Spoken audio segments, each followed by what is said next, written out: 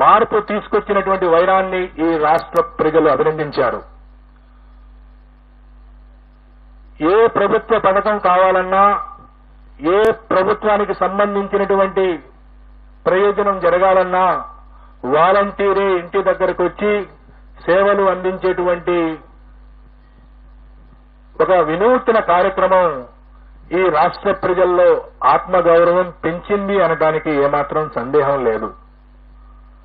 దానితో పాటు గతంలో ఉన్న 31 లక్షల పెన్షన్దారులను 64 లక్షలకు పెంచడం, గత ప్రభుత్వం కేవలం చివరి 2 నెలల్లో ఇచ్చినటువంటి 2,000 రూపాయలతో పోల్చుకుంటే ఈ 5 సంవత్సరాల పాటు 2,000 రూపాయల నుండి 3,000 రూపాయలకు పెన్షన్ ఇవ్వటం, దీంతో పాటు గ్రామ సచివాలయ వ్యవస్థ ద్వారా అనేక రకాల ప్రభుత్వ ప్రయోజనాలను మన గ్రామం వద్దకే తీసుకొచ్చారనేటువంటి భావన గ్రామీణ ప్రాంత ప్రజల్లో పెరగడం, వీటన్నిటికి మించి ప్రతి 2 నెలలకు 3 నెలలకు మహిళల ఖాతాల్లో ప్రభుత్వం జమ చేస్తున్నటువంటి వేలాది రూపాయలు గ్రామీణ ఆర్థిక వ్యవస్థ విషయంలో గ్రామీణ ప్రజానీకం ఆర్థికంగా వారికి వెసులుబాటు కల్పించే విషయంలో ఈ ప్రభుత్వం విజయం సాధించింది. ఈ ప్రభుత్వానికి సుమారుగా 56% మంది మహిళలు తిరిగి ఎన్నుకోవడానికి మొన్న ఓటు వేశారు. ఈ రాష్ట్రంలో ఉన్నటువంటి అన్ని వర్గాల మహిళల్లో ఎస్సీ, ఎస్టీ, బీసీ, మైనార్టీలు అనేది కాదు, ఓవరాల్ గా మహిళల్ని శాంపిల్ గా తీసుకుంటే 56% మంది మహిళలు ఈ పార్టీకి, వైఎస్ఆర్ కాంగ్రెస్ పార్టీకి ఓటు వేసినటువంటి పరిస్థితి. కేవలం 42% మంది మాత్రమే తెలుగుదేశం పార్టీ కూటమికి మహిళల్లో ఓటు పడింది.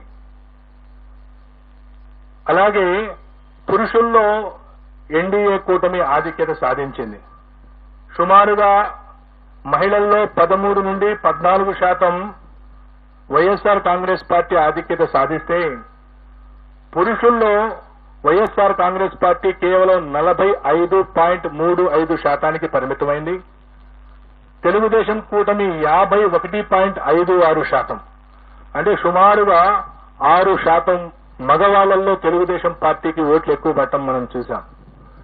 ఒకవైపు రాష్ట్రంలో మహిళల సంఖ్య ఎక్కువగా ఉండటం, మొన్న జరిగిన ఎన్నికల్లో 4,78,000 ఓట్లు, సుమారుగా 1.43% మంది మహిళలు పురుషుల కంటే అదనంగా ఓటు వేయటం, ఆ అదనంగా ఓటు వేసినటువంటి మహిళల్లో సుమారుగా 56% మంది వైఎస్ఆర్ కాంగ్రెస్ పార్టీకి ఓటు వేయడంతో పాటుగా వైఎస్ఆర్ కాంగ్రెస్ పార్టీకి వెన్నుదన్నుగా నిలిచినటువంటి ఎస్సీ, ఎస్టీ, మైనారిటీ వర్గాలతో పాటుగా ఈ గత 4 ఏళ్లుగా ఈ ప్రభుత్వం అనుసరించినటువంటి అనేక అభివృద్ధి, గ్రామీణ ప్రాంతాల్లో అభివృద్ధి, అలాగే సంక్షేమ కార్యక్రమాలు, డైరెక్ట్ బెనిఫిట్ స్కీమ్స్ కారణంగా బీసీలలో కూడా వైఎస్ఆర్ కాంగ్రెస్ పార్టీ గణనీయమైనటువంటి ఓట్లు సాధించింది.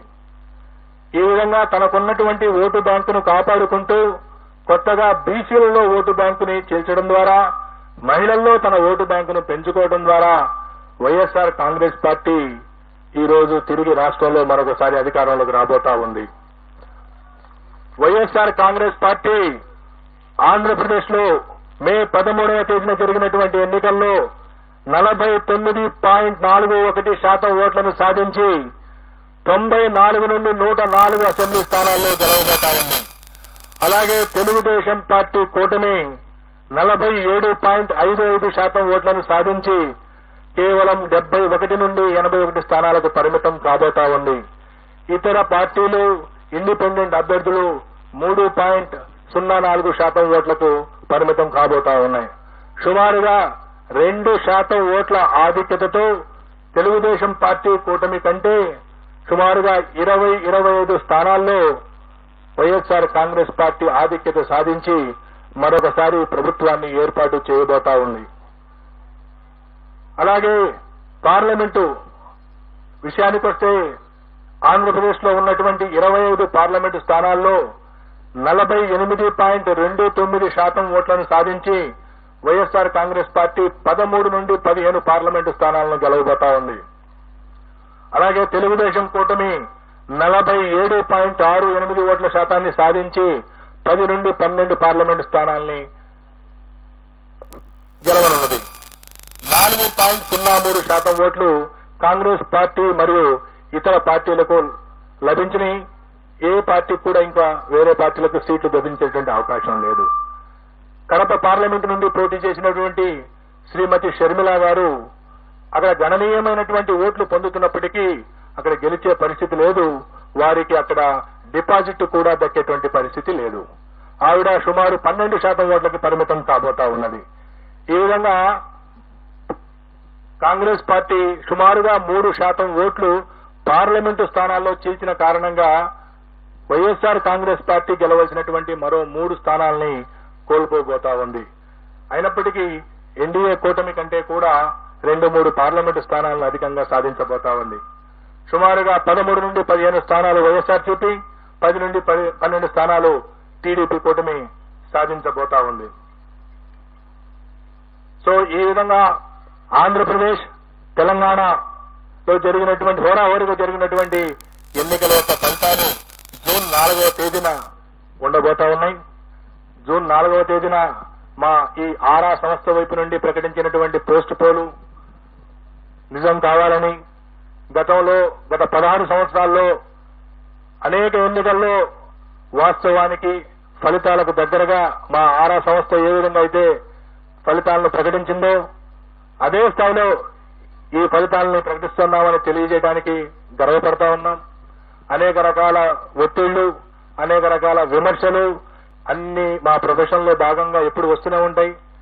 ఎప్పుడు కూడా ఎటువంటి ప్రభావాలకు లోను కాకుండా సంస్థను సంస్థగా మేము నమ్మినటువంటి వృత్తిని వృత్తిగా భావించి ఎన్నికల కంటే ముందు ఏదైనా లీకులు ఇవ్వమని ప్రకటించమని ఎన్ని రాజకీయ పార్టీలు కోరినప్పటికీ ఎక్కడా ప్రతిస్పందించకుండా, ఒక్క ఓటర్ను కూడా ప్రభావితం చేయకుండా పోలింగ్ ముగిసిన తర్వాత సుమారు 21-22 రోజుల తర్వాత మేము ఈ ఫలితాలని మీ ముందు పెడుతున్నాము.